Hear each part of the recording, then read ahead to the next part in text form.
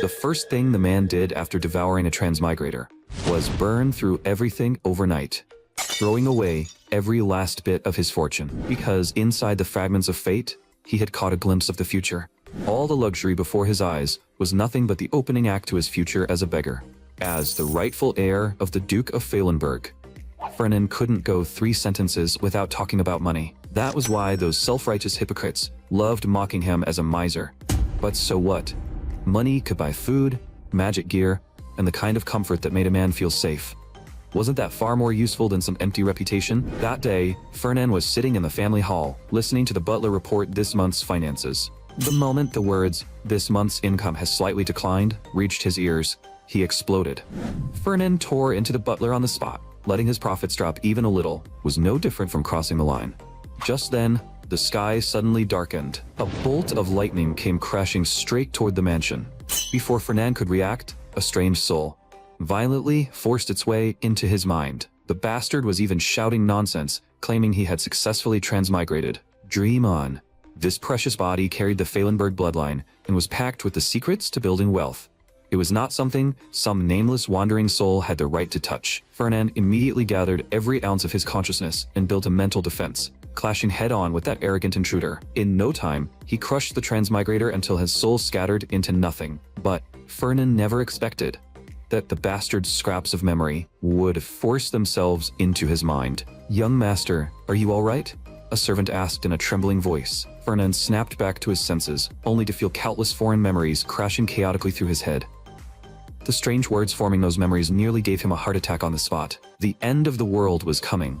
Demons would invade the mortal realm in full force, and Imitian, a descendant of the first emperor, would rise as the hero of the continent. And Fernand Thallenberg, the heir to the prestigious Pfahlenberg dukedom, would supposedly be cast out by his family for colluding with demons, only to end up as a penniless beggar.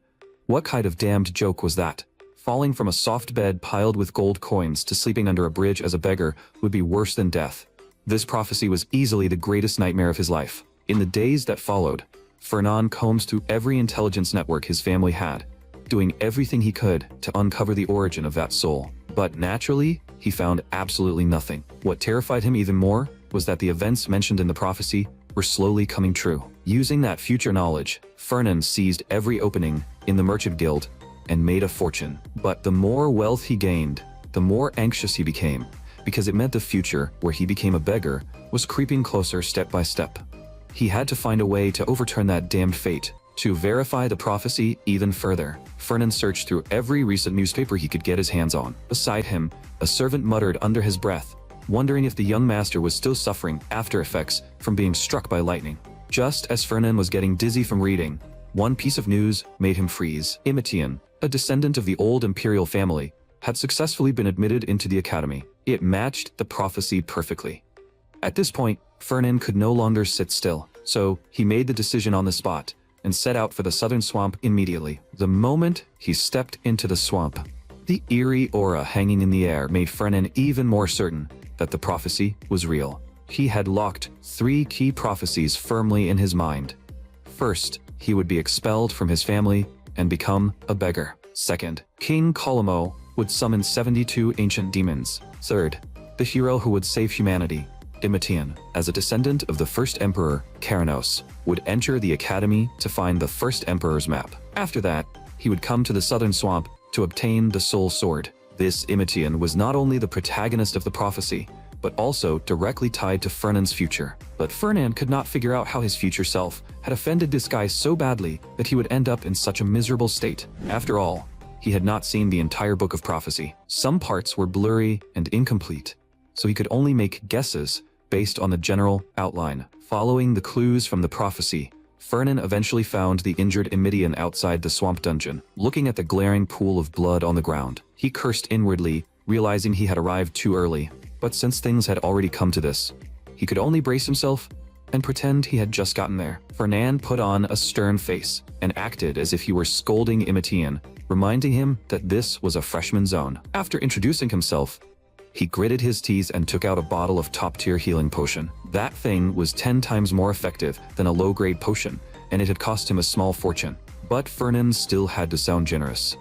Even if your family has fallen, You are still a descendant of the imperial line. Consider this my investment in your future.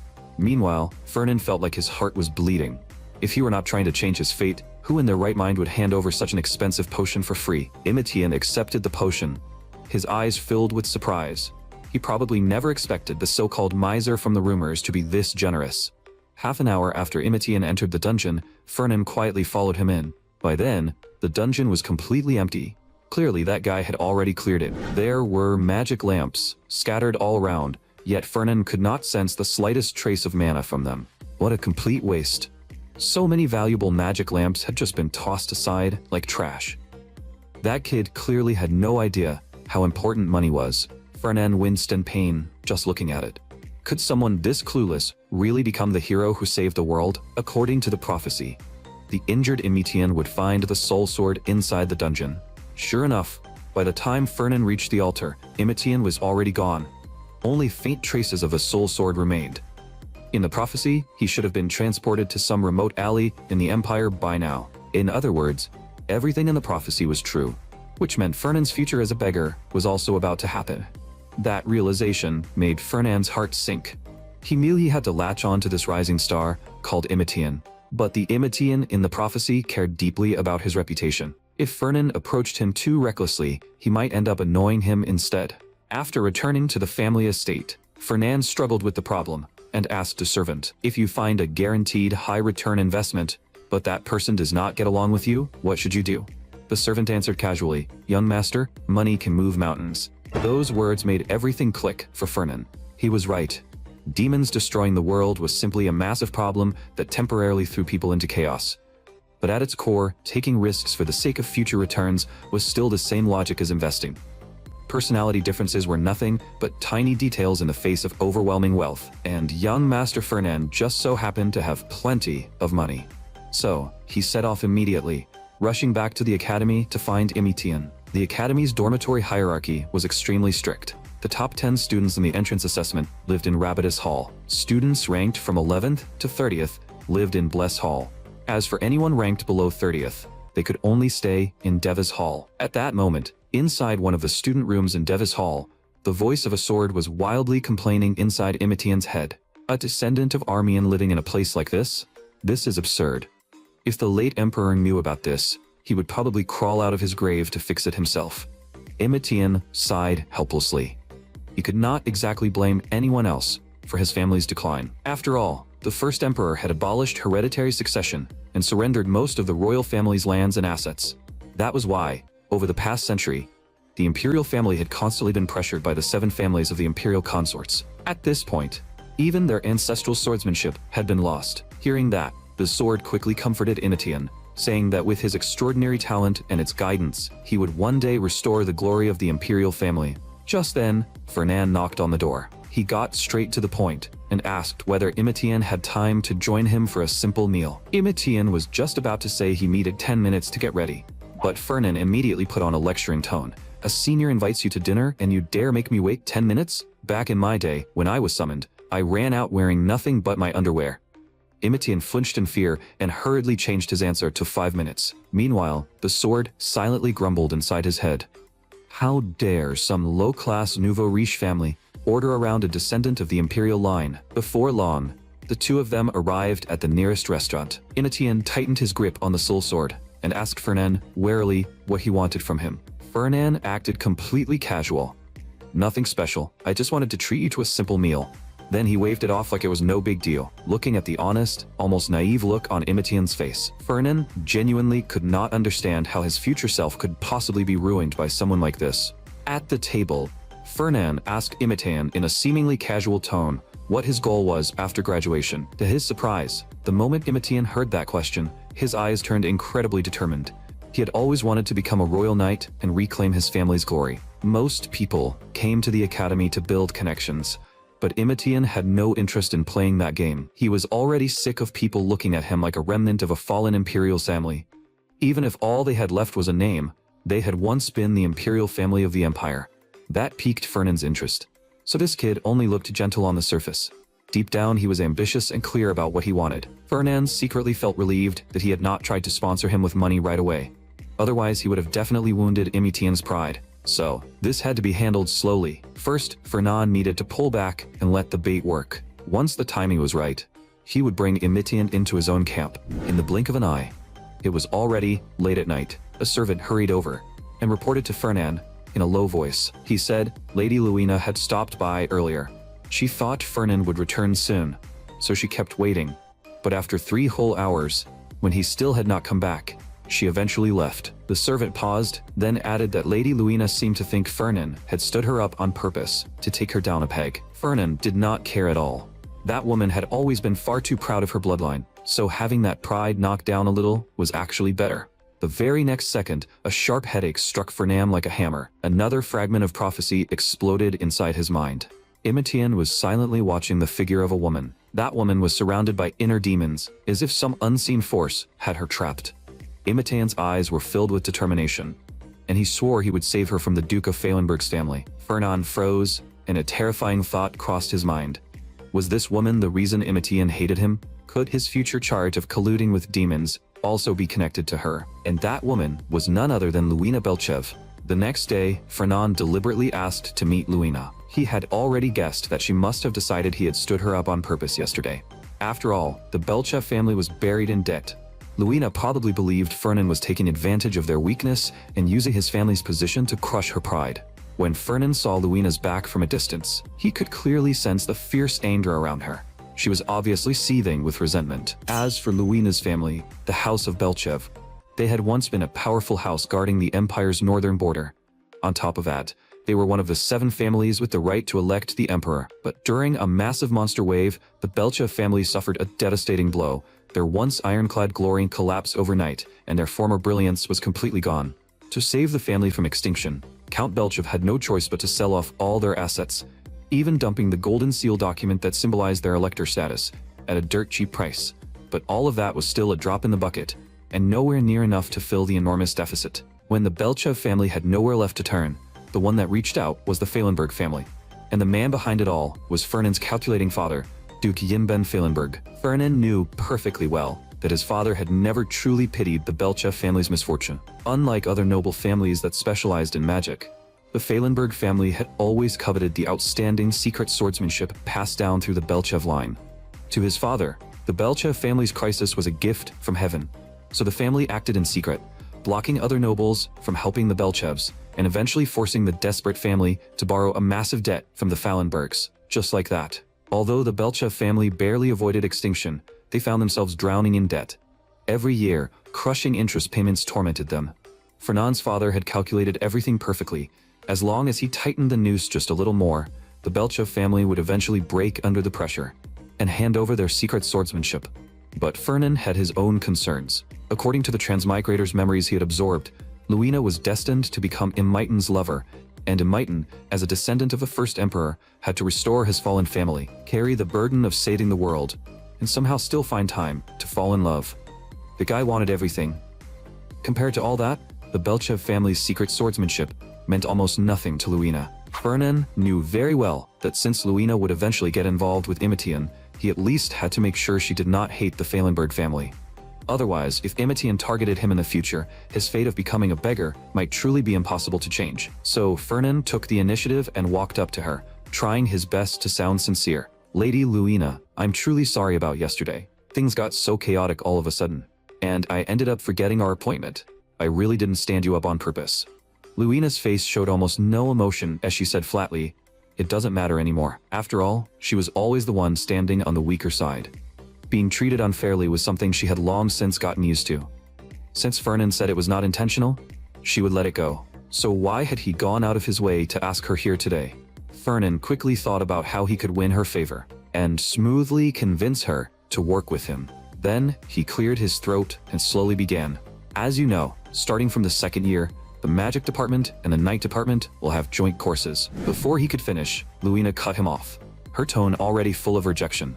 So what you're saying is that you want to team up with me, right? Sorry, but I'm not interested. I'm currently ranked 2nd in the night department, while you're only 10th. I have better options for a partner. Teaming up with you gives me no benefit at all. Fernand immediately put his offer on the table. If you team up with me and agree to cooperate for the next 3 years, I can waive all the interest your family owes the Pfahlenberg family during that period. There is one condition though. You have to accept my sponsorship terms. Luina looked completely confused. Her eyes filled with disbelief. She could not understand why Fernan wanted her as a partner, and was even offering financial support on top of it. None of this made any sense. Fernan saw right through her pride. You're still receiving a scholarship from the academy, aren't you? But I know you send almost all of that money back home to help cover your family's expenses. Aside from the dormitory assigned by the academy, your living conditions are even tighter than those of an ordinary commoner, and my sponsorship has no hidden meaning. I simply believe you are a rare talent, and that makes you worth investing in. Fernan knew very well that Luina, like Emitian, was the type of person who valued trust and honor above all else. The Pfahlenbergs and the Belchevs were both noble families, but their positions were not equal. Even if the Belchev family's reputation might be somewhat higher, they still could not compare to a descendant of the imperial line, and, unlike Emitian's Armian family, there was a direct debt relationship between the Pfahlenbergs and the Belchevs. Even if Luina was unwilling, she had no real choice in the end. Fernan continued, "What I'm telling you is that this is not the time to let your pride get in the way, and no matter how much resentment you hold toward the Pfahlenberg family, I want to invest in your talent. That is not an empty line. In fact, I watched your swordsmanship performance some time ago. Your swordsmanship was pure, full of life, and genuinely impressive." Fernan was certain that someone like Luina, gifted yet unrecognized, could never reject a person who truly acknowledged her talent. So he changed his approach, and his tone became unusually serious. He even made it deliberately cheesy. "To this day, I still cannot forget the first time I saw your swordsmanship. Your swordsmanship was beautiful and graceful, carrying both nobility and justice. Its speed cut through the air faster than light and shadow, yet it was as quiet and gentle as the flutter of a butterfly's wings. Your figure dances in my mind every night, leaving me unable to sleep." Luina's face turned bright red from his embarrassingly sweet words, and she immediately shouted at him to shut up. But Fernan did not stop. Instead, he said with a completely serious face, "I cannot stop yet, because I still haven't found the perfect sentence to describe the beauty of your swordsmanship." Luina could not take it anymore, and agreed to team up with him on the spot. Fine, I'll team up with you, okay?" After that, Fernan and Luina signed a detailed contract. The contract clearly stated that during their 3 years of cooperation, all interest earned by the Belchev family would be waived, and the sponsorship terms would be kept strictly confidential. After graduation, the contract would automatically end. As for Luina, all she had to do was become Fernan's course partner for those 3 years. For the Belchev family, which was trapped in a debt crisis, these terms were far too tempting. She had no real reason to refuse. Later, Fernan heard that when Luina mentioned the matter to her attendant, there was a faint trace of pride in her voice. She said Fernan had seen potential in her swordsmanship, and called it noble, beautiful, pure, and full of soul. He had even said he could not find the perfect sentence to capture that beauty. Her attendant, however, was furious. That miser must be scheming again. How dare he try to seduce the young lady like this? Just look at that chiseled face of his and those deep, captivating eyes. He was clearly doing it on purpose. Luina shook her head. No matter how she looked at it, Fernan did not seem like he was pursuing her. Still, having 3 years of interest waived would be an enormous help to her family. Not long after, Fernan's servant arrived before them. "Lady Luina, my young master is waiting for you at the training arena. He hopes you can come as soon as possible." Since enrolling at the academy, Luina Belchev had held the second-place spot in the night department year after year, and the first-ranked second-year night student was Armando Wiltz. Even now, Luina had never once defeated him. Even so, everyone agreed that Luina had the potential to become a royal knight. Since only a few dozen people across the entire continent could earn that title, there was no doubt she had the talent to reach that level. But Fernan felt that something like an inner demon seemed to be lingering inside her. Whether she was truly a diamond in the rough could only be known after testing her. The moment Luina saw Fernan, she bluntly asked what this was supposed to mean. Fernan shrugged and said casually, "I just wanted you to know that partnering with me is not completely useless. I want to prove that I am not as hopeless as you think." Luina answered without holding back. Fernan might be ranked 10th and qualified to live in Rabbitus Hall, so he was certainly not weak. But there was still a clear gap between 2nd place and 10th place. Fernan simply smiled, unconcerned. Either way, they would only know after trying. Luina did not waste words and told him to put his guard up. Fernan immediately activated his magic. Several sharp crystal stones shot toward Luina in an instant. But in the next moment, she slung her longsword and easily shattered them as sparks burst everywhere. Luina seized the opening and charged straight at Fernan. Fernan remained calm and used earth magic. A thick wall of earth rose instantly, temporarily slowing her advance. Then, Fernan quickly gathered power and cast another earth spell. With a thunderous boom, the spell erupted and actually tore up the floor of the training arena. The floor of that arena had been reinforced with layer after layer of magic. Ordinary spells could not even leave a scratch on it. Luina was completely stunned. Had Fernan Fallenberg been hiding his strength all along? Was this his true power when he went all out? She could hardly believe her eyes. Fernan could actually cast high-level magic of this caliber, back to back. This was not the kind of strength a mere 10th place student should have. She had truly underestimated him before. At this rate, she was probably going to lose. Just as Luina gathered every ounce of her fighting aura and charged straight at Fernan. Fernan suddenly raised his hand and surrendered. Luina's chest heaved violently. He had clearly pissed her off. Are you messing with me right now? Fernan spread his hands and said that was not the case. He had simply run out of mana. After all, how could a mage with no mana left possibly beat a knight? Luina observed him carefully and realized Fernan really did not seem to be acting. His mana was truly completely drained. In the end, she had technically won, but she felt strangely irritated. She was the victor, yet there was no satisfaction at all. The whole win just felt way too frustrating. Then, Fernan seemed to suddenly remember something. He took out a beautifully wrapped bag of chocolates from his pocket. This is your reward for beating me. You like chocolate, right? This is whiskey chocolate produced by my family. If you don't like this one, I also have Freudian's specialty, World Tree Bark Chocolate, or Felicia Kingdom's famous Kraken Ink Chocolate. Whatever you want, just say the word. I have everything. Luina instantly reacted. Had Fernan secretly investigated her behind her back? Fernan said he was not bored enough to investigate only her. He had simply checked the records of every ranked student. But you might want to wipe your drool before you talk. Luina said she did not want any. Her actions, however, completely betrayed her. After a brief pause, she still could not help asking.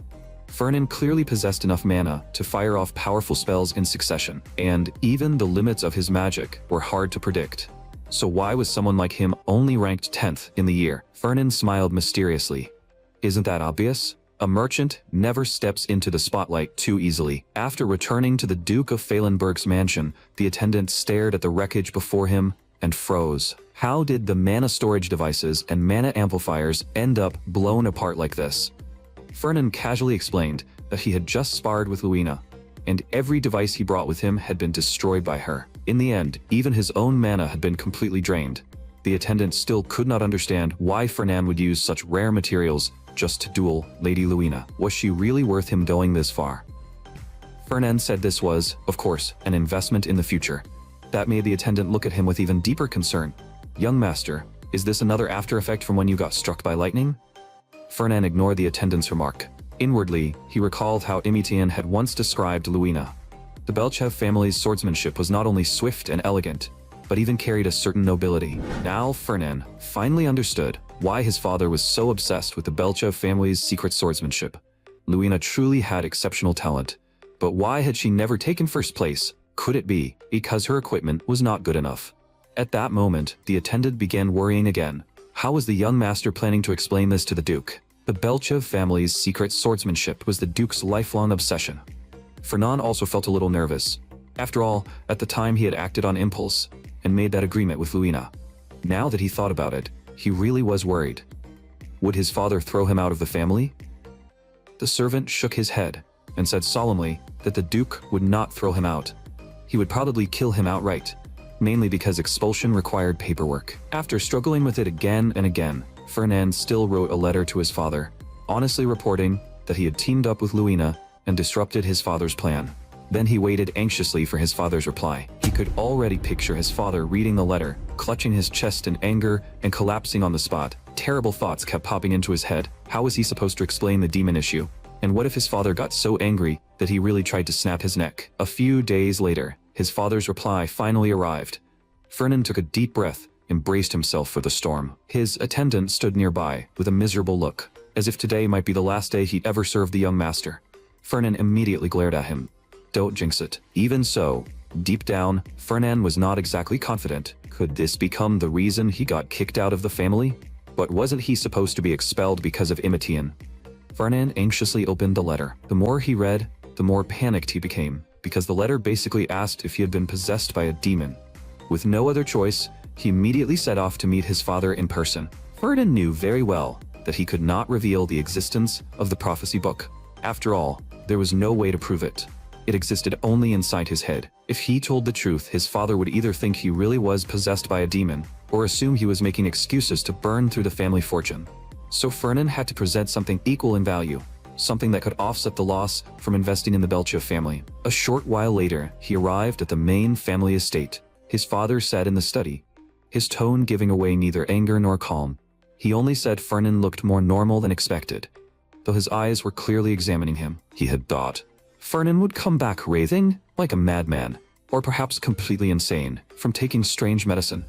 If not, then maybe some demon that died during the first emperor's era had crawled back and possessed his body. If none of those were true, then Fernand had better explain why he had done something like this. Fernand straightened his back, trying to sound as confident as possible.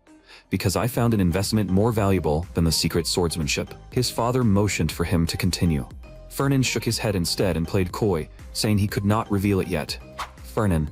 His father was no longer speaking like they were having a polite discussion. His voice turned sharp in an instant, and he slammed the desk so hard it rattled.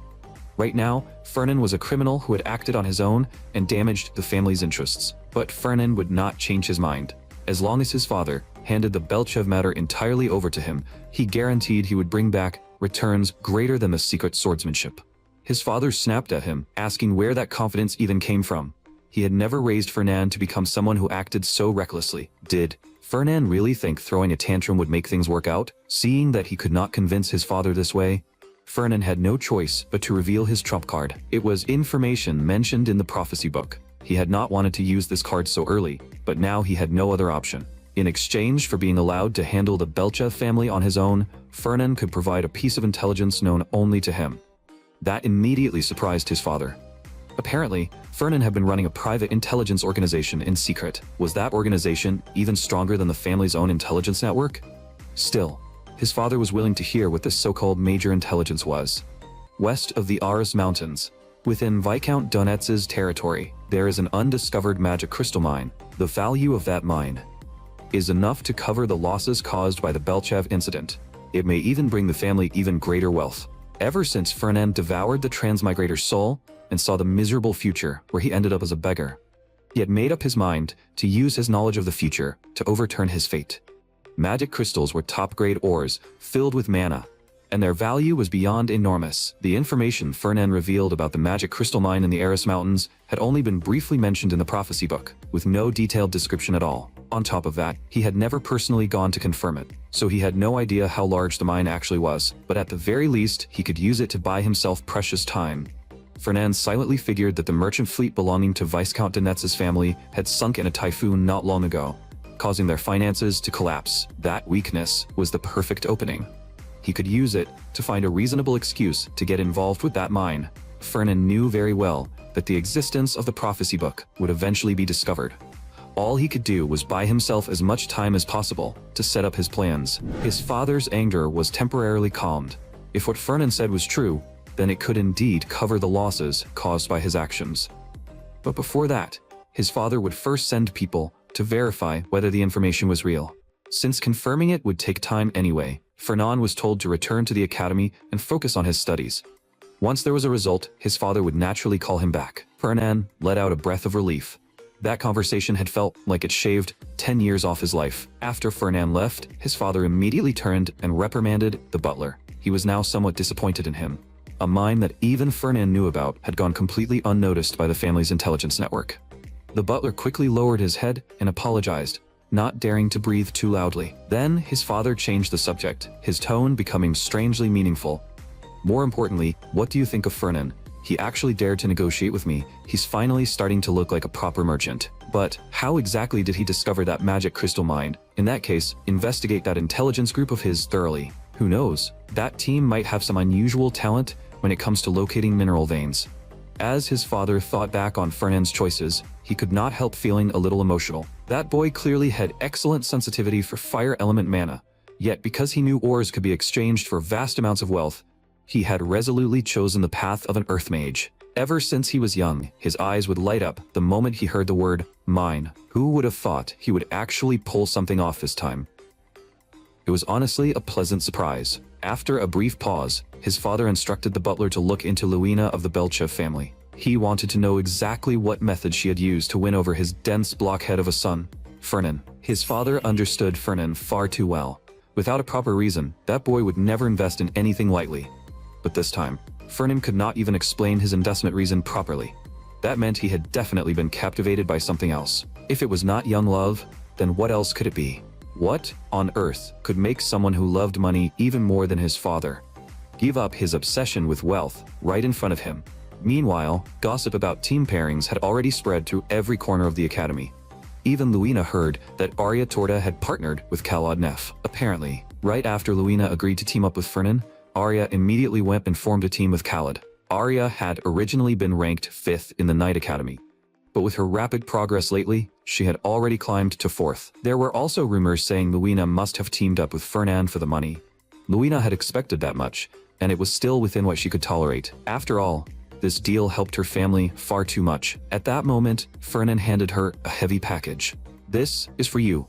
Inside are elixirs and exchange vouchers." The elixirs were refined from mandrake root. The vouchers can be used at 5 stores under the Duke of Pfahlenberg Merchant Guild to exchange for top-grade equipment. Luina froze on the spot. She could not understand why Fernan was giving her these things. After all, she had no way to repay something this expensive. Fernan simply asked if she had forgotten their agreement. He would sponsor her until she completed her studies. Luina could not help asking whether he really did not feel any pain spending money on such precious elixirs and high-end weapons. Fernan denied it out loud, saying he did not feel bad at all and that this was a necessary investment. In reality, it physically pained him. This had cost him a fortune. But then he thought about it again. If this could earn Luina's favor and keep him from going bankrupt and becoming a beggar in the future, then every coin was worth it. Besides, if Luina became stronger, she could help fight demons in the future. That made the deal even more profitable. But Luina still felt these things were far too valuable, and she could not accept them. She remained hesitant, her eyes filled with conflict, as she tried to refuse the sponsorship. Fernan, however, seriously reminded her that refusing sponsorship would count as a breach of contract, triggering the termination clause and resulting in a massive penalty fee. After saying that, he turned and left, afraid she might change her mind again. Luina looked down at the package in her hands, her mind full of confusion. There was no penalty fee clause in the contract, was there? Fernan had actually lied just to give her such expensive things. Could it be exactly as her attendant said? Was he trying to pursue her, then use that chance to take her family's secret swordsmanship?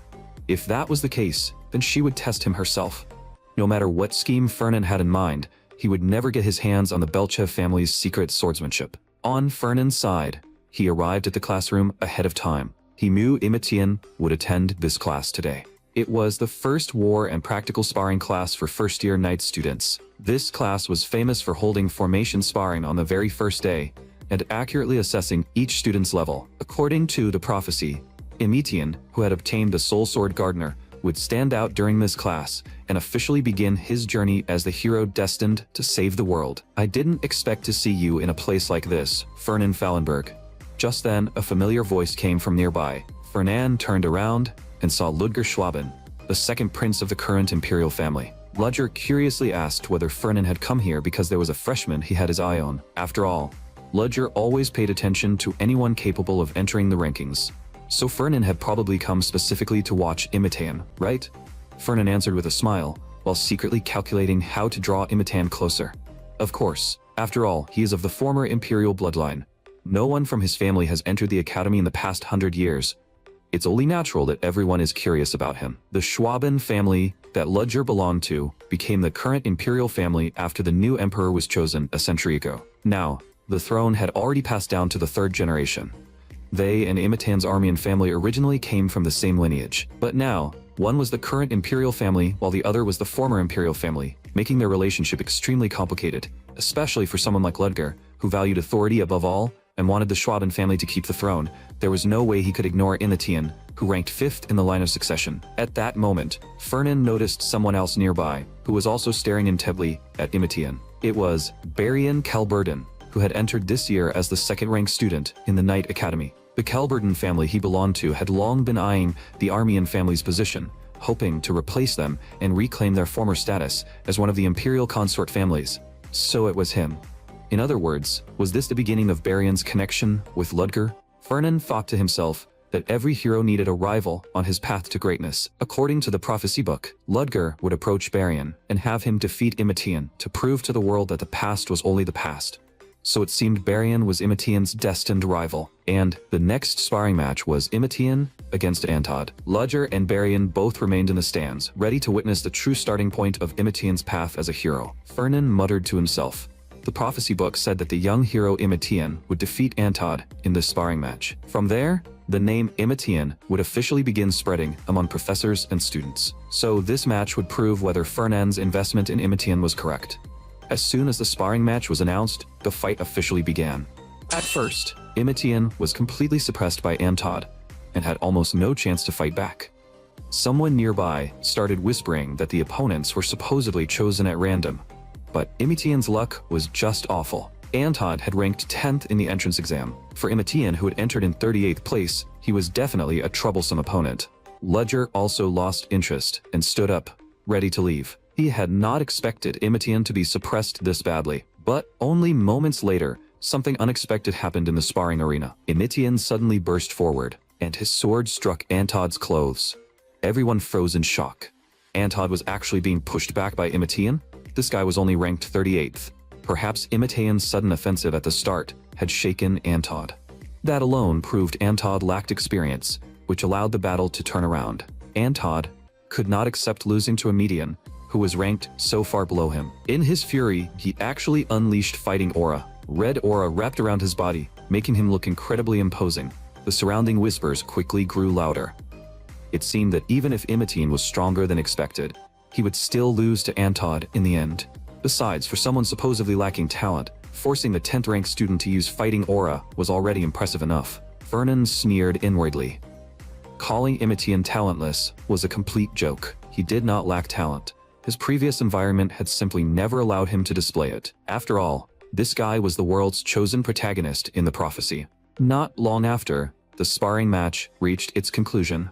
As expected, the winner was Imitian. Fernan was ecstatic. The prophecy was coming true step by step.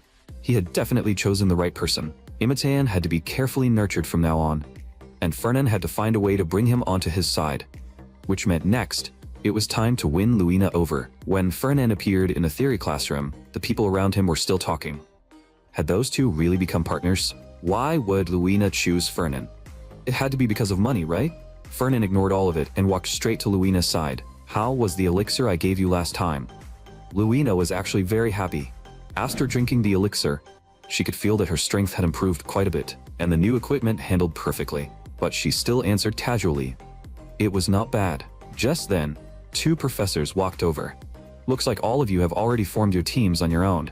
One of them was a female professor dressed in the uniform of the magic department, carrying herself with an elegant air. She was Professor Rosalia from the magic department.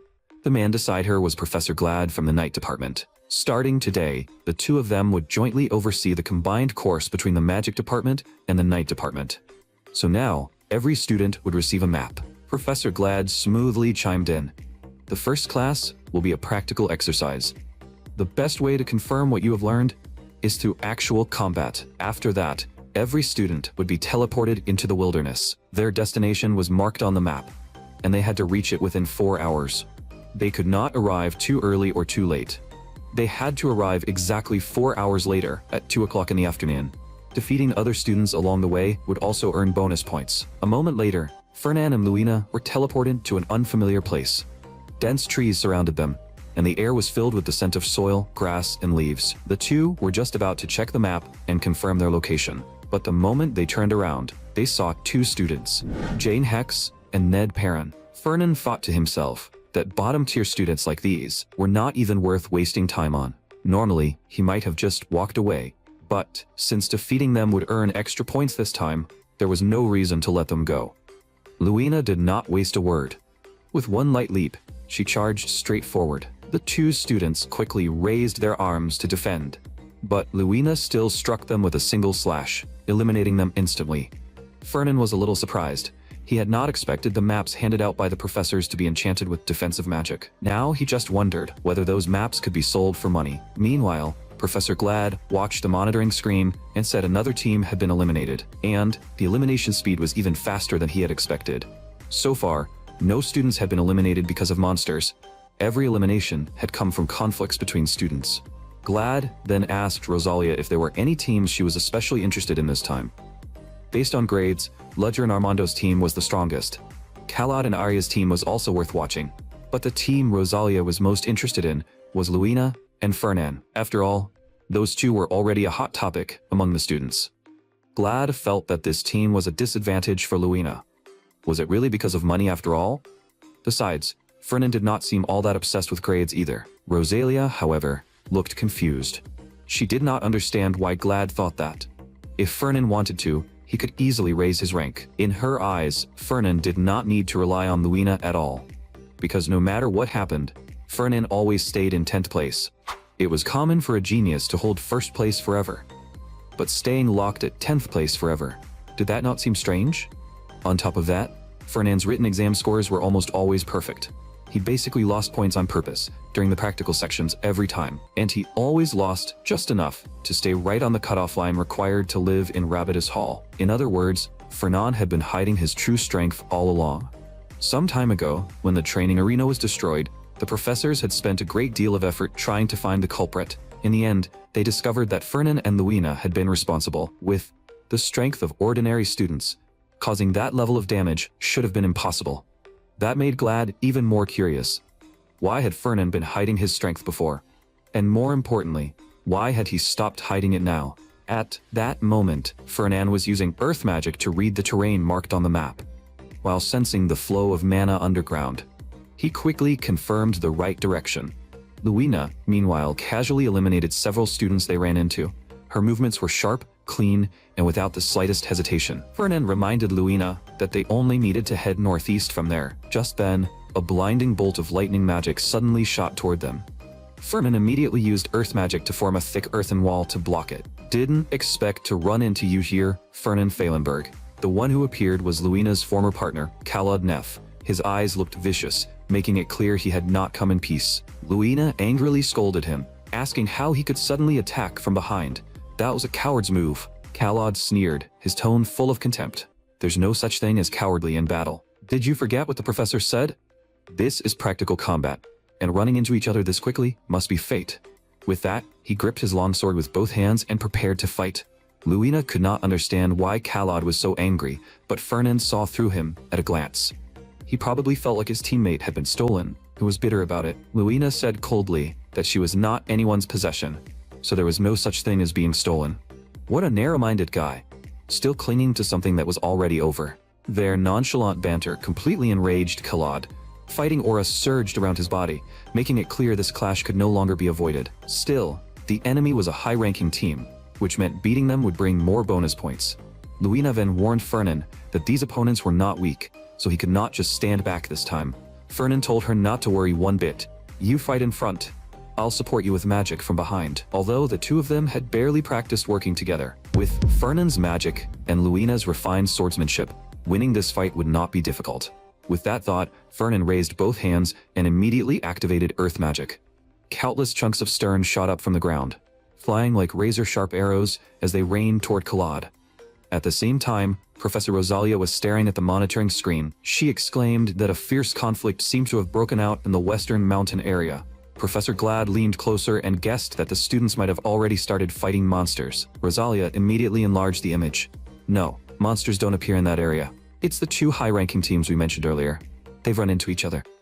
In other words, they would finally get to see Fernan's true strength with their own eyes. On the battlefield, blue lightning and red energy clashed and intertwined. Luina suddenly felt her body become much lighter. Was this support magic? When had Fernan secretly cast it? Fernan turned back and winked at her. Well, I told you I'm more than just a 10th class student.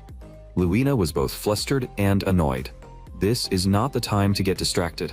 Let's deal with Arya first. Before the words even left her mouth, their long swords slammed violently together. At the same time, wild blue lightning erupted around Kalad. The next second, several arcs of electricity instantly wrapped around Luina. Meanwhile, Arya rushed in, swinging her golden longsword. She was about to strike Luina's vital point. But then, a massive rock suddenly dropped from the sky and blocked the attack head-on. Arya's eyes widened in shock. Unable to understand what had just happened or where that rock had come from, Khalad also immediately looked around. Then he realized that Luina, who had been right in front of him moments ago, had somehow been transferred to Fernan's side. Fernan told Luina this was a new spell recently developed by his family, one that could freely swap anything of the same weight. Luina was utterly speechless and asked how Fernan knew her weight. Fernan innocently spread his hands and said it was written in the student records. Besides, the rock only looked heavy.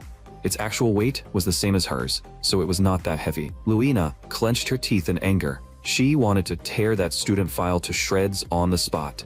By then, Khalad had gathered dozens of bolts of lightning, merging them into a blinding pillar of light. It was dual casting far beyond the level of an ordinary student.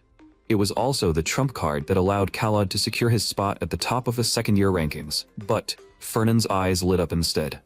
He began rapidly chanting a spell. He had studied how to block this move before, and now he could finally test the result. Khalad's lightning pillar erupted instantly and shot straight toward Fernan. A dazzling blue light swallowed everything in the blink of an eye. But when the dust cleared, Fernan was still standing there, completely unharmed. Khalad was so shocked he could barely speak. How was this possible? Why had his magic done absolutely nothing to Fernan? Of course, Fernan had made a few small improvements beforehand. He shook his wrist and showed them the storage device attached to it, which could absorb mana. It was expensive and troublesome to make, but the effect was definitely good. If he could refine it for mass production and put it on the market, it would make a fortune. Khalad's face turned red with rage as he accused Fernan of using an artifact, calling it utterly shameless. Fernan raised an eyebrow and asked him, didn't he just say there was no such thing as shameless in battle? And had he forgotten that the professor said this was practical combat training? Khalad was left speechless. Fernan seized the timing and immediately shouted at Luina, now, take down Arya. A blue light flashed in Luina's eyes. Then, she swung her longsword and instantly forced Arya back. At the same time, a large group of examinees appeared not far away. Someone guessed that none of the student mages could block Khalad's lightning magic. It seemed Fernan and Luina were out of luck this time. Ludger, however, shook his head and felt the truth was exactly the opposite. Fernan had always hated standing out, so he had been hiding his strength all along.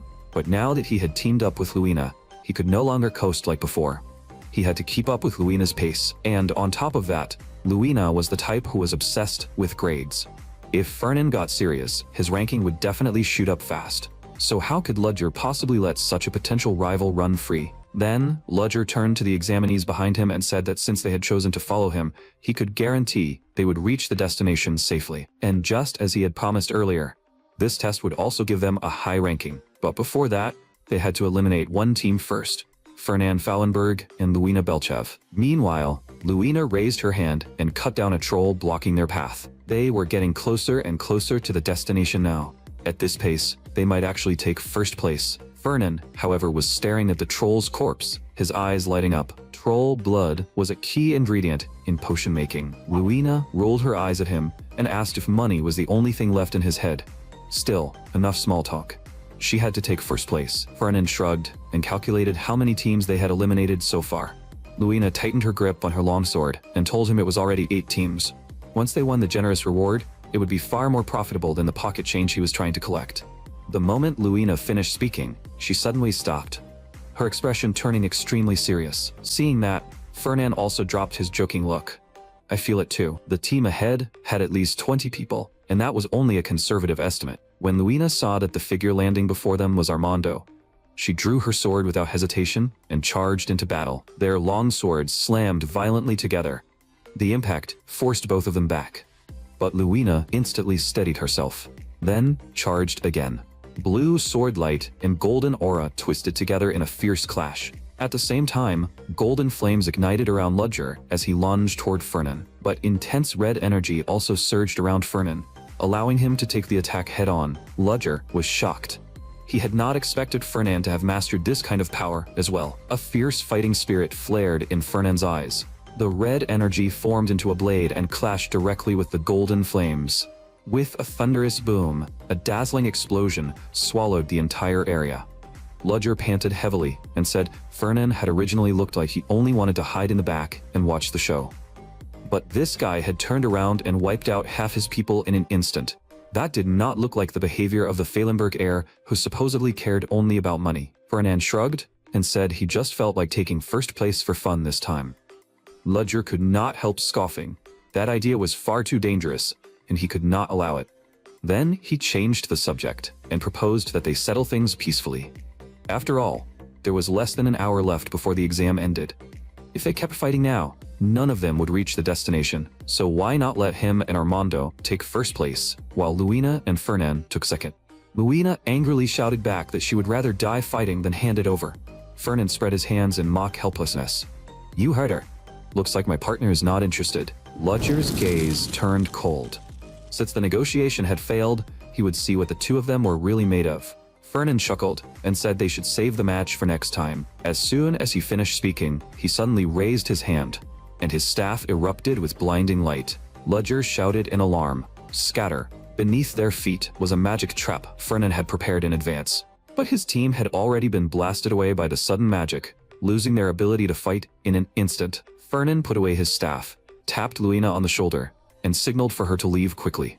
Later, at the final destination of the test, Professor Glad smiled and announced that the test had successfully concluded, and the final rankings would now be revealed. First place, Luina Belchev and Fernan Pfahlenberg. Second place, Ludger Schwaben and Armando Donetz. Luina's expression did not change much, since the result had mostly been within expectations. But she still had not expected that two people with such incompatible personalities could actually take first place together. Right after that, Luina suddenly asked if Fernan knew the freshman named Imitian. Hearing that, Fernan gave a slight nod. Luina continued recalling that she had met Imitian a few nights earlier. The situation had been rather interesting, almost like the scene Fernan once described, where she secretly watched him practice swordsmanship. Fernan's face suddenly turned pale, because at that moment, a hidden part of the prophecy was slowly surfacing inside his mind. In the vision, Imitian was reaching out his hand, sincerely asking Luina to become his knight. But Luina firmly chose not to take that hand. What appeared next was a blood-red sky, so heavy it made it hard to breathe. Thick miasma filled the air, suffocating everything around them. An evil figure powerful enough to destroy the world had locked its gaze firmly onto Imitian, and Luina stood protectively in front of him, her back to him. In the prophecy, Imitian asked in confusion what Luina was doing. Luina's voice slowly rang out. You once asked me if I would become your knight. Back then, I refused you. But now, things are different. I know who you are, and I know what you are fighting for, and this is my fate. A knight is both a sword that cuts down enemies and a shield that protects others. Before her words even faded, Luina gripped her longsword and charged without hesitation toward the demon god known as Andromalius. The vision shifted again, this time to a hospital bed. Imitian looked at Luina with blazing fury in his eyes. The bastards who tried to drag you and the Belchev family down were the Pfahlenbergs, weren't they? What a filthy bunch of rich scum. Fernan instantly exploded. He struggled to sit up and roared at Imitian. You little punk, how dare you talk about an upperclassman like that? Luina quickly asked Fernan what had happened. Had he suddenly collapsed because he overused his power? Fernan froze.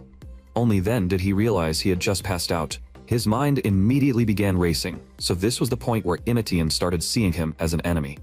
That brat's hostility toward the Pfahlenberg family actually came from this part of the prophecy. But why had Fernan suddenly triggered a new prophecy?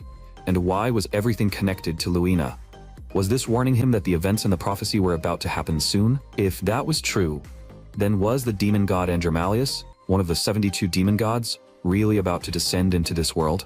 Time quickly moved to the next day. Fernan sat in the carriage, repeatedly thinking over that prophecy. Andromalius was the 72nd of the 72 demon gods, described as a man with black hair, black eyes, and a snake coiled around his right arm. But no matter how many books Fernan searched through, that was all the information he could find. The war against the demon gods had taken place 1,000 years ago, so it was only natural that detailed records were scarce. In this era, demon gods had long since become myths.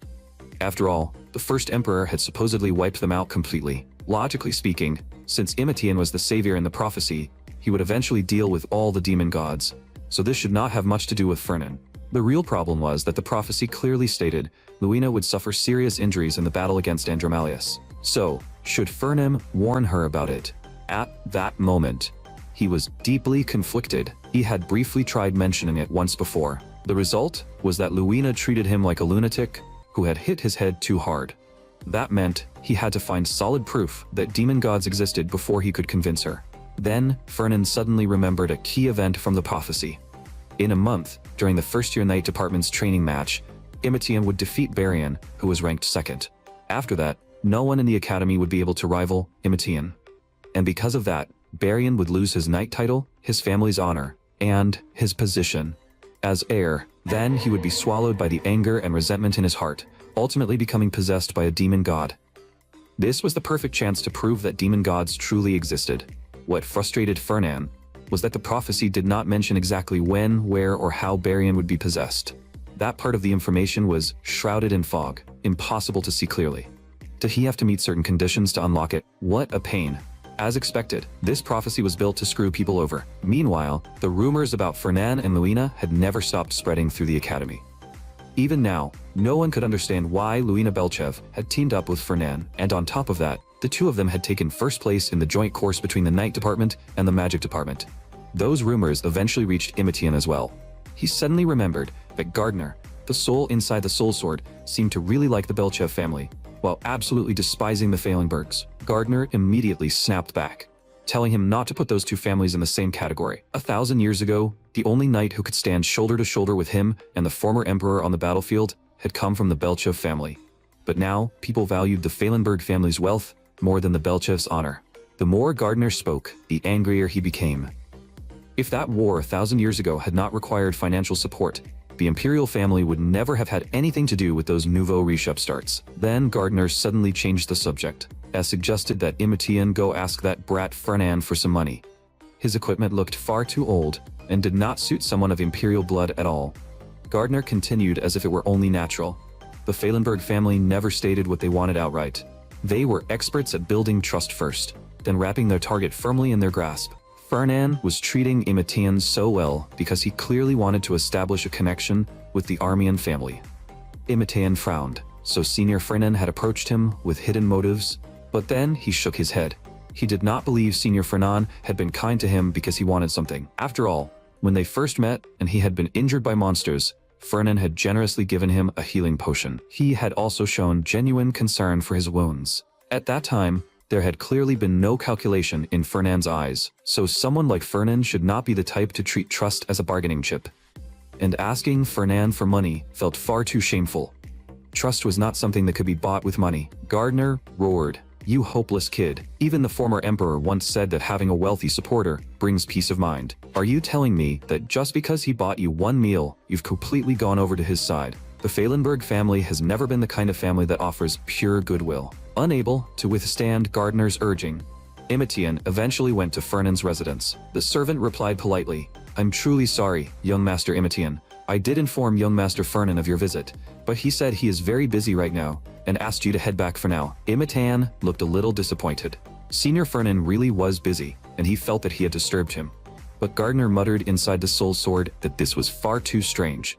People from the Fahlenberg family would never react like this. Meanwhile, the attendant could not hold back anymore and asked Fernan why he had sent Imitian away, even though he had clearly been watching him so closely. Fernan set down the documents in his hand and said calmly that most people who came to the Fahlenberg family wanted the same thing: money or resources.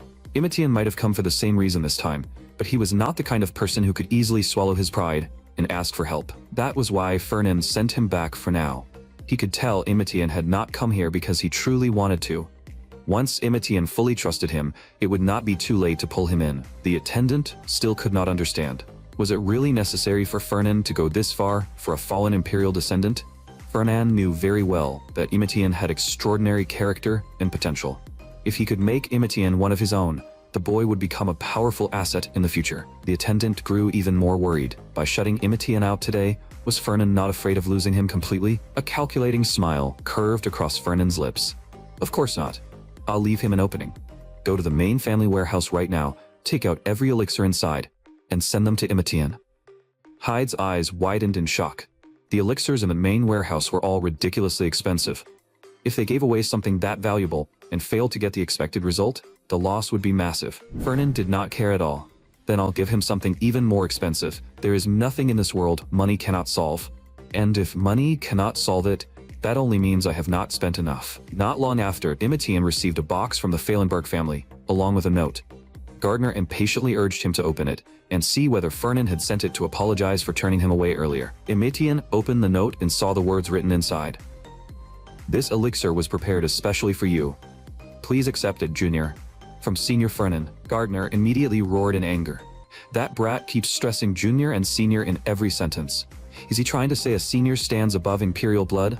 But the next second, his attention was completely captured by the elixir inside the box. Because what lay inside was actually the heart of the Holy Bird. The Holy Bird was a spiritual beast that wielded sacred light, and an elixir made from its core was perfectly suited for training the light-based army and swordsmanship. Gardner could not help muttering that the Pfahlenberg family really was a bunch of full-blown nouveau riche. Imitan held the elixir in his hands and silently swore that he would work even harder, so he would not fail to meet Senior Fernand's expectations. 2 weeks passed quickly. Ever since Fernan ordered Barian to be monitored, nothing unusual had happened at all. Fernan stared at the castle beneath the night sky, lost in thought. According to the prophecy, something major should have happened by now, but Barian spent every day either attending class or going to the bathroom. There was nothing suspicious about him at all. Then a terrifying thought surfaced in Fernan's mind. What if the part about Barian being possessed by a demon was false? The most important clue in the prophecy was proof that demons existed. If even that part was fake, then he would have to reconsider the reliability of the entire prophecy. Time soon skipped forward. After being defeated by Imitian, Barians finally faced him again during the midterm exam. But the outcome of this fight had already been decided. Imitian was not careless, and he would never lose to an opponent he had already defeated once. More importantly, he had Gardner Elfenfassen, the greatest soul mentor, by his side. But he did not know that the demonic energy quietly growing inside him had already begun eating away at Barian's body and mind. Right after that, a violent headache struck. Fernan jolted awake from his dream. His face was filled with disbelief. Was he seriously seeing prophecies even in his dreams now? Still, Fernan forced himself to stand, his eyes snapping into focus. Now he finally understood the exact moment Barian would be possessed by a demon. It would happen after he lost to Imitian again during the midterm exam. Then, Fernan suddenly realized that the first-year night department's midterm practical exam was today. Prophetic fragments flashed rapidly through his mind. Imitian and Barian would face each other in the exam grounds, and Imitian's victory would not be luck. The reason he could defeat an opponent who seemed impossible to beat was because Gardner was secretly guiding him. Which meant, before that happened, Fernan needed to find a reliable helper. When Fernan found Luina, she had her arms crossed and was questioning him. Do you seriously need a bodyguard just to gather medicinal herbs? Fernan explained that if he delayed any longer, the medicinal effect would vanish, so he had to go now. Luina looked deeply unwilling, since she barely had time to spare while preparing for exams. Fernan immediately smiled, knowingly. If you come with me, I'll waive a few extra months of the Belchev family's debt interest after graduation. Before long, the two arrived at the Academy's northern mountain area. Luina was shocked. Right now, this place was being used as the exam site for the first year's midterm practical test. If students from other years entered, they would be punished for violating school rules. Fernan looked extremely pleased with himself. There is nothing in this world money can't buy. Luina stared at him with disgust, unable to believe he could openly admit that he had bribed someone. After that, Fernan and Luina changed into cloaks and moved forward quietly. They had to hide their tracks so the professors and teaching assistants would not notice them. Even though Fernan had bribed Professor Glad, openly wandering around the exam site would still cause problems. A short while later, Fernan suddenly stopped and pulled out a map. Imitian was currently in second place, and he was very close to Barian, who ranked third. Had they already fought? If so, Fernan had to hurry. Luina suddenly realized something. Wasn't the map in Fernan's hand a professor's exclusive map? A student possessing a professor's exclusive map was also a violation of school rules. Fernan immediately felt a trace of regret. Had bringing Luina here been a mistake? He had actually forgotten that this woman had such a strong sense of justice. Just then, a piercing monster roar came from not far away. The two of them stopped at once. Right after that, a desperate scream rang out. When they followed the sound and arrived, they found a first-year student lying unconscious on the ground. There were no obvious wounds on his body. It looked like he had lost consciousness after being attacked by a monster. Thanks to the defensive magic on his map, he had not been truly injured. But something was strange. The monsters around this area should not have been this aggressive. The ground was covered in chaotic battle marks, as if some massive force had torn through it, crushing even the surrounding grass and trees. Fernand's expression instantly turned serious. Damn it. This was happening earlier than he expected. He had not even had time to confirm Barian's condition yet. Just as he finished speaking, a massive noise erupted from deep within the forest. Right after that, a crushing pressure swept across the entire area. Luina immediately looked around. She could feel a heavy sense of unease spreading through the woods. She was just about to ask what was going on when she suddenly sensed deadly danger behind her. A huge monster was roaring as it charged straight toward them. Luina leapt into the air and slashed out a blade of cold blue light. The monster was struck head-on, sent flying backward, and slammed hard into the ground. But before either of them could relax, the monster actually struggled back to its feet. Blood poured from its severed arm without stopping. Instead, the wound only seemed to make it even more violent. Luina was stunned. Why isn't this thing going down? Its arm has clearly been cut off. The monster's blood-red eyes locked onto them, and a hideous grin twisted across its face. The next second, it slammed its remaining arm hard into the ground. Shattered stones flew everywhere, and the massive impact cracked the earth beneath them. Fernand quickly raised his staff as red mana gathered around him. In the next instant, countless rocks appeared out of thin air and shot precisely toward the monster's torso. The monster was struck by the dense barrage of stones and staggered back repeatedly, but it still did not fall. Its massive body merely swayed unsteadily. Fernand said in a low voice, "This thing has probably gone berserk. It can't feel pain anymore." Berserk monsters were completely different from ordinary beasts. They cared only about killing the target in front of them. The only way to stop one was to cut off its head. The prophecy had mentioned this before. Once the demon appeared, the monsters in this area would start going berserk one after another. Right now, the professors and instructors were probably busy dealing with sudden incidents all over the exam site, leaving them no time to notice this place. According to the prophecy, Barian would attack Imitian at this moment with all the mana he had saved up, and while struggling against an overwhelming enemy, Imitian would awaken to an even greater power. With that thought in mind, Fernand immediately raised his staff and warned Luina, "For now, let's take down that troublesome thing first." Meanwhile, Barian was kneeling on the exam grounds. His eyes were bloodshot as he glared at Imitian's back. He screamed fiercely, "You again, Imitian." Imitian turned to leave, without the slightest pause in his steps. Barian screamed after him, asking where he thought he was going when their duel was not over yet. Imitian looked back at him coldly. "It is over. The match has already been decided. You lost." Those words echoed again and again in Barian's mind, like a curse he could not accept. He remembered the mockery he had once heard. "There is nothing to apologize for. You have already failed the prince's expectations." What a pathetic fool. Your younger brother is far stronger than you. Those words stabbed into Barian's heart like needles. He had already failed his family's expectations once. If he lost again this time, he might truly lose his position as heir for good. With that thought burning in his mind, Barian knelt on the ground, with only one idea left. This time, he had to defeat Imitian. A violent surge of energy suddenly erupted from his body, and black demonic energy began wrapping around him. Barian's face twisted with resentment and rage. "Stop right there, Imitian." Imitian calmly turned around, already prepared to face the challenge. At that moment, Barian's attack carried a destructive force. But in the next instant, a flash of golden light cut through the air. Barian was knocked to the ground in an instant. The strike was terrifyingly precise, packing power far beyond anything Barian could handle. Inside the soul sword, Gardner looked utterly disdainful. "Why does this guy act like he's fighting for his life every time he sees you? He's this weak and still can't handle losing. What a disgrace. And now he has completely lost the spirit of a knight." Not long after Imitian left, Fernand and Luina finally reached the destination after fighting their way through the forest. Luina asked irritably, "So this is where that damn medicinal herb is supposed to be?" Fernand nodded, but his gaze was suddenly drawn to the figure collapsed ahead. Damn it! It looked like the fight between Imitian and Barian had already ended. At that moment, Luina cried out in surprise, and immediately moved forward to check Barian's injuries. Fernand quickly tried to stop her, but Luina had already reached him. "It's Barian Calberdin. Looks like he passed out during the fight." Fernand immediately told her to get away from him. Luina looked confused. Why would they leave an unconscious person here? If another berserk monster appeared, they should at least move him somewhere safe. Ignoring his warning, she reached out to help him up. But then, she suddenly felt a bone-chilling cold and a powerful surge of darkness. Every hair on Luina's body stood on end. She instantly stepped back. She had never felt an aura like this before. Thick, black energy began to wrap around Barion's body. Then, he slowly rose from the ground. Fernand's eyes turned cold as he explained, "These are the symptoms of demonic possession. Barion Kelberden has already been possessed by a demon."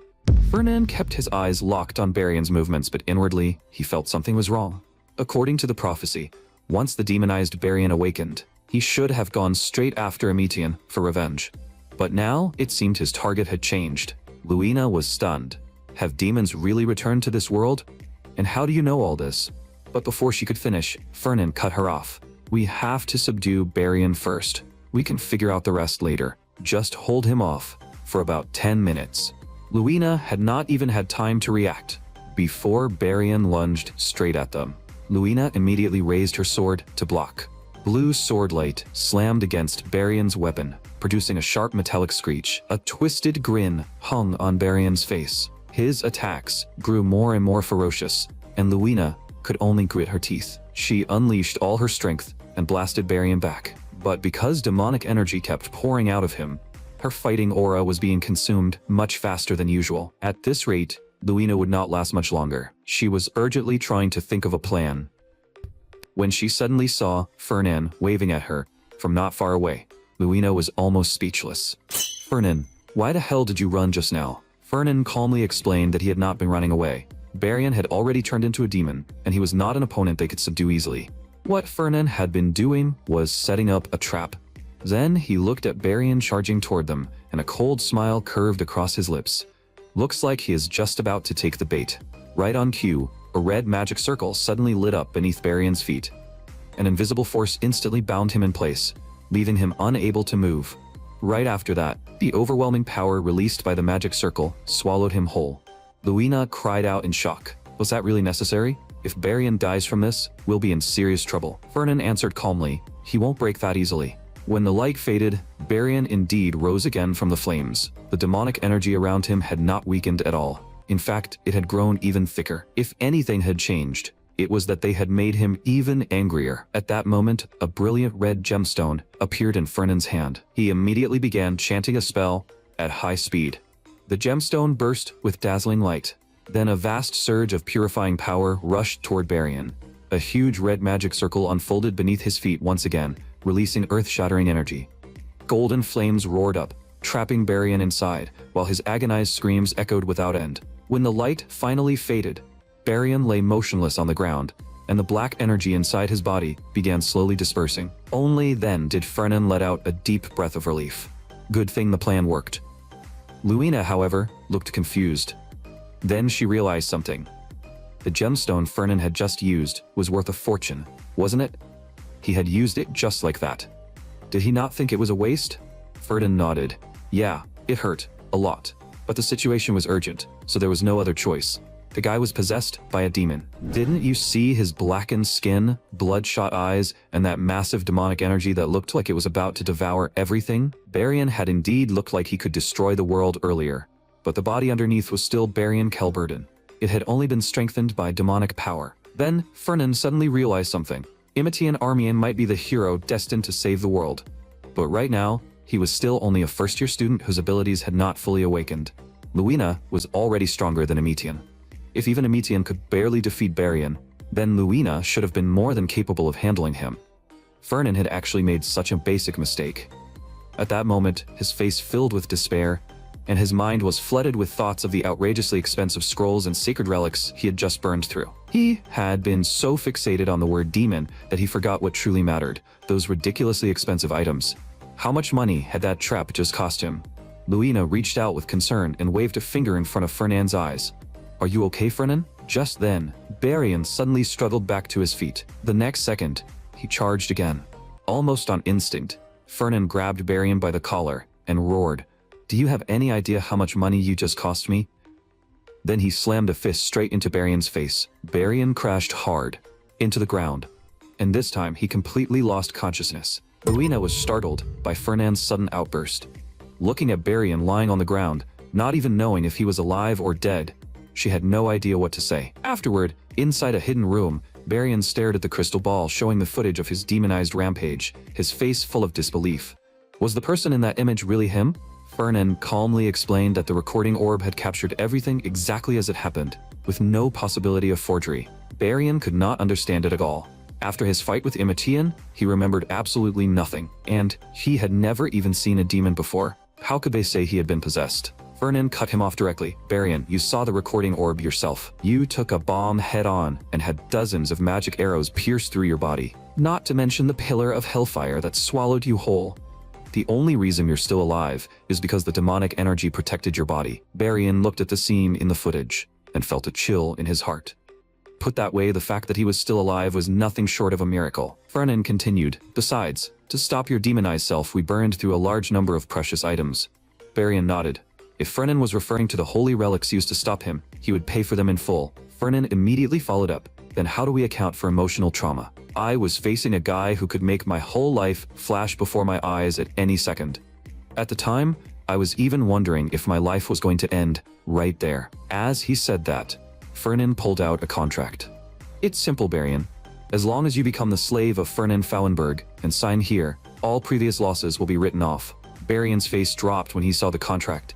This is a slave contract. Fernan shook his head and muttered. You really are ungrateful. Your senior is doing all of this for your own good. In that case, I'll have to handle this officially and hand the recording orb over to the Inquisitors. Barian's face instantly went pale. The Inquisitors were an organization directly under the Emperor. Their original mission was to find and destroy demons, and under the great cause of demon eradication, they had once held absolute authority. But after 1,000 years, demons had long since become legends, and the position of Inquisitor had gradually become little more than an empty title. That was exactly why they had always been desperate for a chance to return to the public eye. Fernan's voice cut in slowly. If the Inquisitors see this recording orb, they'll be thrilled. Barian, you were involved with a demon. The Academy will definitely expel you. And do you really think Marquis Calverdon will acknowledge a son who sold his soul to a demon? After hearing that, Barian finally picked up the pen and signed his name on the contract. From now on, I'll be in your care, Senior Fernan. After Barian left, Luina asked with concern whether it was really okay for them to handle this on their own. Should they not tell the Academy professors in advance? Fernan shook his head. He felt it was not the right time yet. They still did not know whether Barian had willingly sided with a demon or had been manipulated by someone in the shadows. If it was the latter, then they still had no idea why he had been controlled. And if Barian truly had been manipulated, that meant someone inside the Academy was already colluding with demons.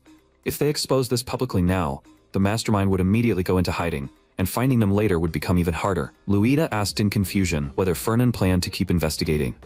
But why would they specifically target Academy students? Fernan analyzed the situation and said it was still only a guess for now. The Academy gathered the Empire's most promising talents. Attacking the students here was the same as destroying the Empire's future. After that, because of the Berserk monster incident, the first-year Night Department's midterm practical exam was cancelled halfway through. But the midterm itself could not be cancelled, so every practical exam this semester was changed into a written test. The Academy had always valued practical skill far more than written scores. For students who focused heavily on combat training, this was undoubtedly a heavy burden, and now, even Imitian was no exception. Inside the Soul Sword, Gardner felt that the more he thought about it, the stranger everything became. The previous Berserk monster incident was definitely the work of demons. Because he had sensed a faint but widespread trace of demonic energy, the demon itself simply had not appeared. Gardner had already said it many times before. The demons would definitely return. That was exactly why the first emperor had left him by the side of the direct descendants of the Armian bloodline, and the demons would absolutely target the descendants of the former imperial family. To them, the name Armian was an enemy they hated to their very core. If not for the Armian family, this world would have fallen into the demons' hands long ago. The more Gardner spoke, the more agitated he became. This time, they would definitely do everything they could to wipe out the Armian bloodline. Imitian, you absolutely cannot let your guard down. You must follow my guidance carefully. Imitian looked at the soul sword in his hand and wondered silently whether he truly would become the trigger that drew the demons in. At the same time, inside Rabbitus Hall, Fernan suddenly felt another violent headache strike. A moment later, he forced himself to raise his head and a new fragment of prophecy flashed through his mind. It was a scene related to wilderness survival skills, a required core course for first years. A new crisis seemed to be quietly brewing. After the midterm exams ended, the academy would send the students directly to the southern forest for a 1-week survival training exercise. In a lake there, a spiritual herb was hidden. It was something the first emperor had deliberately placed there years ago. But the so-called spiritual herb was only bait. According to the prophecy, inside the cave where the herb grew, there was also a mithril vein capable of holding souls. At that time, Imitian would follow a certain sensation and enter a hidden cave. Then his eyes would lock onto a crack in the stone wall. A spirit beast would be crouching there. It stood on 4 thick legs, and the area around its heart was covered in gem-like blue scales. Anyone who approached could feel a bone-piercing chill. It was the barrier beast guarding the mithril vein. But Imitian would bring that spirit beast crashing down with a single sword strike. The stone wall behind it would collapse instantly. Then, glowing ore would be revealed beneath it. That mithril was known as a metal blessed by mana. More importantly, the sword in Imitian's hand had been forged from mithril and gold. Thanks to it, Gardner's soul had been able to remain in this world. As Fernan absorbed the sudden prophetic vision, he clutched his head in shock. A metal capable of holding souls was an unimaginably priceless treasure.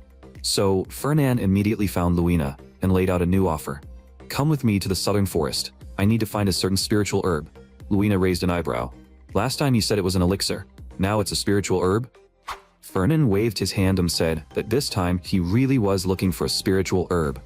The first year's wilderness survival training would last an entire week, which meant they would have to miss a week of classes too. But Fernan had already prepared a make-up study plan. As long as Luina agreed, he would handle everything related to their missed classes. And, before that, he would also waive all remaining interest on the Belchev family's debt. But Luina did not waver at all. She still refused to go with him. Just then, a red-haired man suddenly pushed the door open and walked in. "It has been a long time. Senior Fernan, may mana be with you today as well." Luina looked at the red-haired man in front of her and asked, "Are you Jess Bynes?"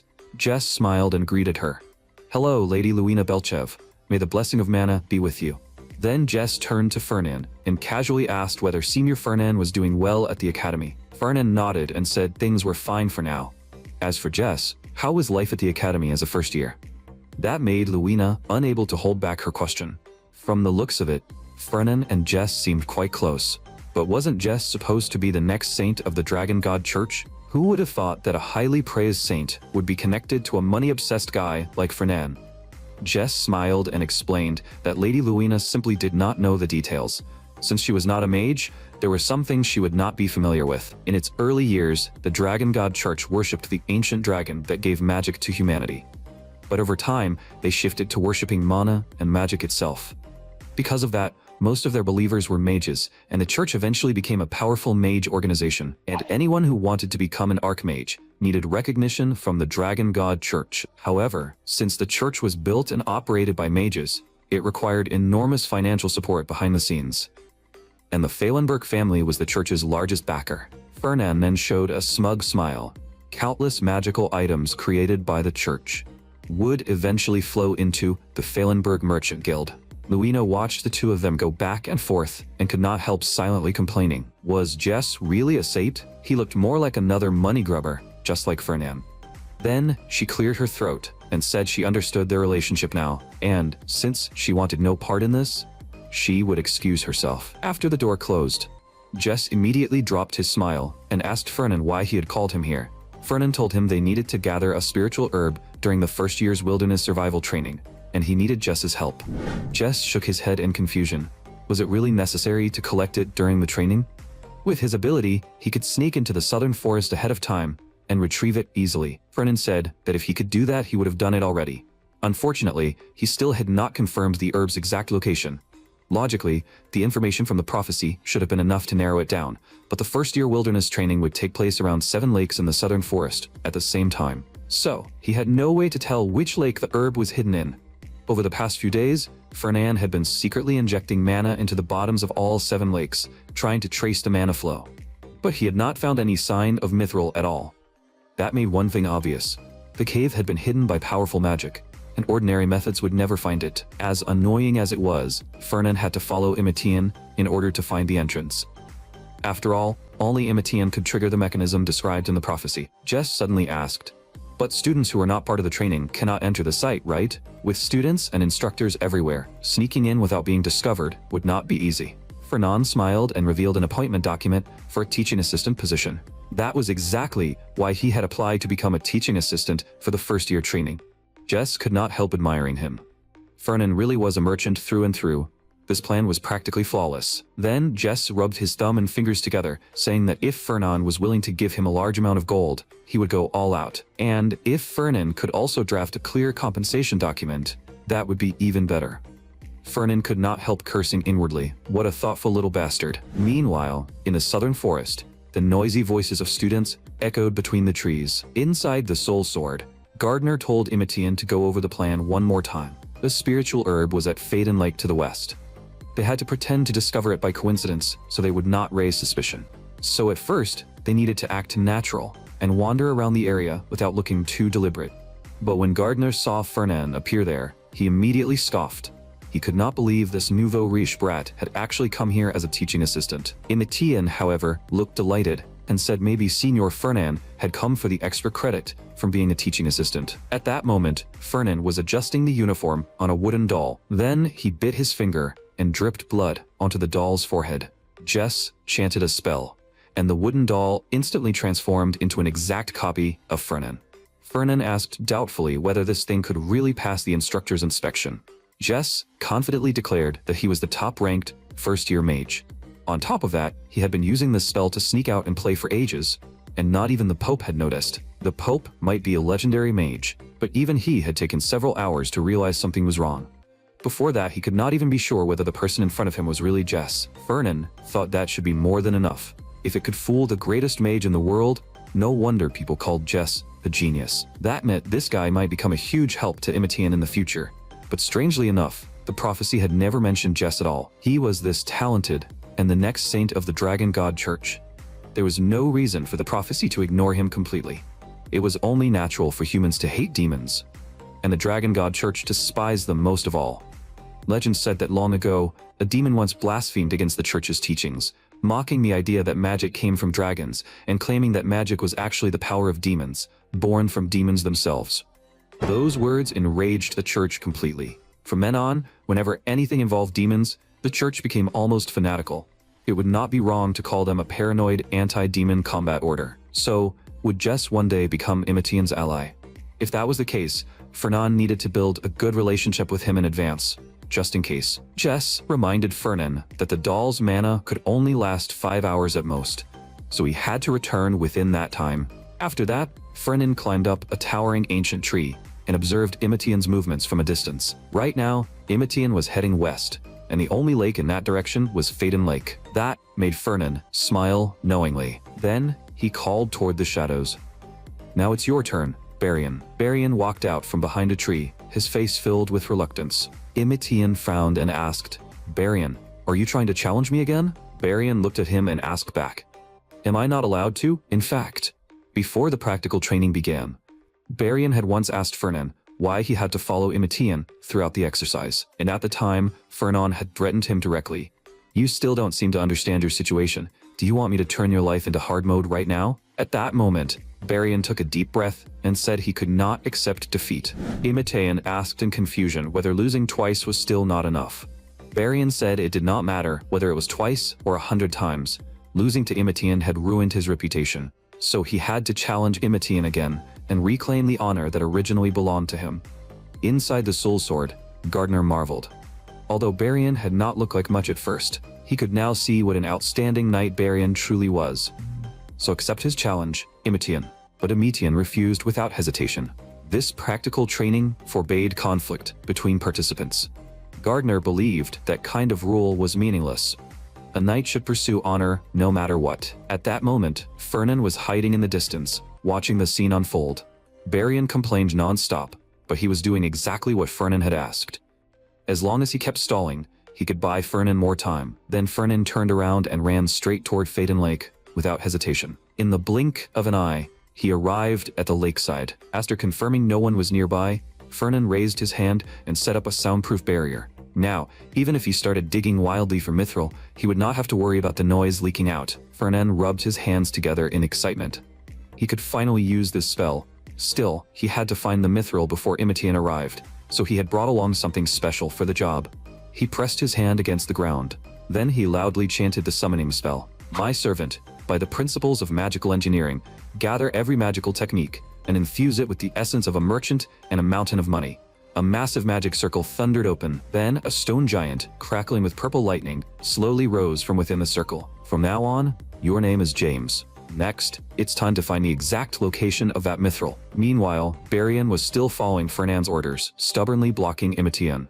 Descendant of Armian, you heartless bastard, are you really going to just watch me fall this low? Imitian thought to himself that so much time had passed already, yet this guy was still this petty. Barian shamelessly clung to Imitian's legs. He even said he liked this feeling. He loved being trampled by others. It drove him wild with excitement, so Imitian should hurry up and attack him. Imitian kicked Barian away with a look of horror on his face. He was now seriously wondering whether Barian was some kind of hidden pervert. A short while later, Imitian also arrived at Fatum Lake in the western forest. There, he sensed an energy different from the rest of the forest. He looked down and saw that in the pool at the base of the rock wall, a plant, giving off a gentle glow, was swaying softly in the water. Meanwhile, deep inside the underwater cave, thunderous impacts kept echoing. The golem James was swinging its massive fists relentlessly, smashing them into the rock wall. Fernan shouted in excitement. So the mithril vein was hidden in here all along. On the other side, Imitian stared at the spiritual herb in front of him and found himself in a dilemma. Even if he had found the herb, how was he supposed to dig it out? A massive sea dragon was curled up there, guarding the herb. He had not expected the guardian to be a sea dragon. In that case, maybe it was better to come back another time. But then his gaze was drawn to a dark shadow beside the herb. Gardner said he had been in top form lately and could help hold the sea dragon back. Imitian asked in confusion what would happen if he fought the sea dragon himself. Gardner answered bluntly that the sea dragon would get to taste human flesh today. After all, that thing was far stronger than Imitian right now. Imitian felt a little disappointed and was just about to turn away. But suddenly, the cave began shaking violently and stones started falling from above. The sea dragon was awakened by the thunderous noise caused by the golem. It slowly opened its deep blue eyes. Then its massive body uncurled, filling the entire cave with terrifying pressure. Imitian stood at the edge of the cliff, facing the sea dragon head-on. Since things had come to this, they might as well just kill the thing.